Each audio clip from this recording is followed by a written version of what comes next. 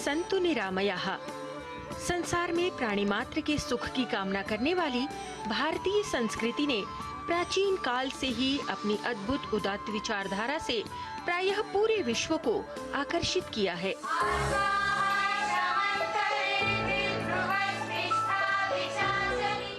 कभी संत महात्माओं तो कभी विचारकों, कभी शास्त्रों तो कभी अध्यात्म गुरुओं के माध्यम से भारतीय सनातन संस्कृति ने अनेक देशों की यात्रा की और समाज को एकता का, सर्वधर्म समभाव का, अध्यात्म का, शांति का और अहिंसा आदि सर्वमान्य गुणों का संदेश दिया, जिससे पूरा विश्व आज भी भारत को सम्मान की दृष्टि से देखता है।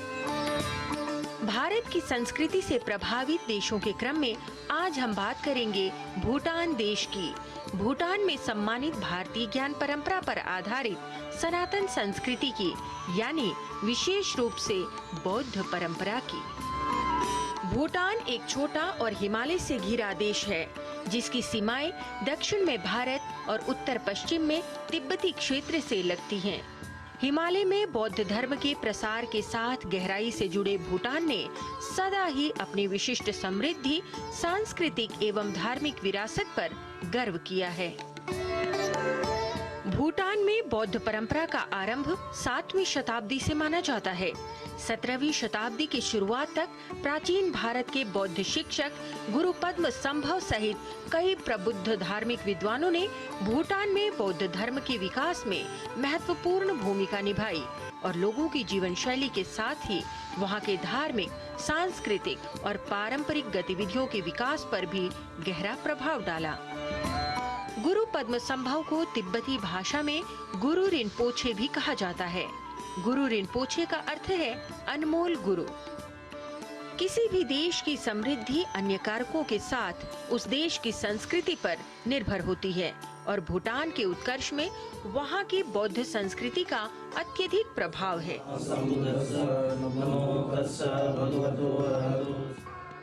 बौद्ध धर्म के प्रभाव के कारण भूटान का भारत के साथ गहरा सांस्कृतिक धार्मिक संबंध है, जिसका प्रभाव भारत और भूटान के द्विपक्षीय संबंधों में भी स्पष्ट रूप से देखा जा सकता है।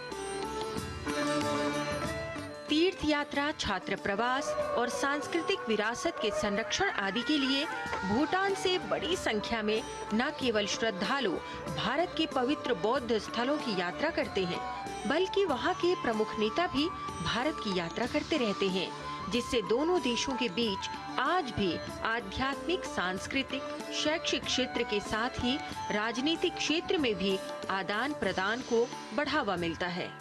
आधुनिक विश्व की ऐसी कोई समस्या नहीं है जिसका समाधान सैकड़ों वर्ष पहले बुद्ध के उपदेशों में हमें प्राप्त न हुआ।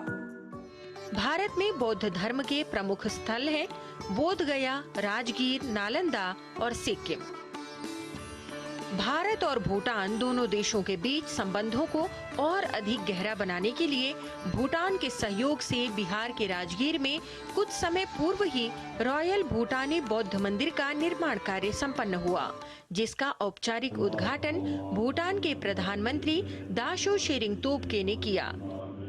इस अवसर पर भारत सरकार में केंद्रीय मंत्री किरेन रिजिजू, बिहार के शिक्षा मंत्री और भारत भूटान के अनेक प्रतिनिधि भी उपस्थित रहे।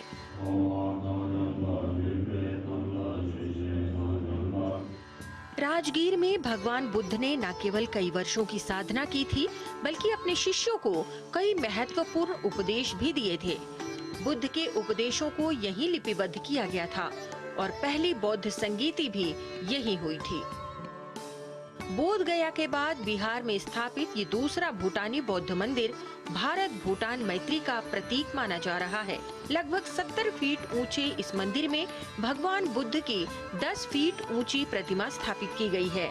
साथ ही बौद्ध धर्म के प्रमुख संस्थापकों की प्रतिमाओं के साथ ही इस मंदिर के चारों कोनों पर भगवान बुद्ध के प्रारंभिक अनुयायी 4 संरक्षक राजाओं की प्रतिमाएं दोनों देशों के संबंधों को और अधिक गहरा बनाएंगी और पूरे विश्व में सनातन संस्कृति के प्रभाव को और अधिक बढ़ाएंगी। लता वशिष्ठ, डीडी न्यूज़।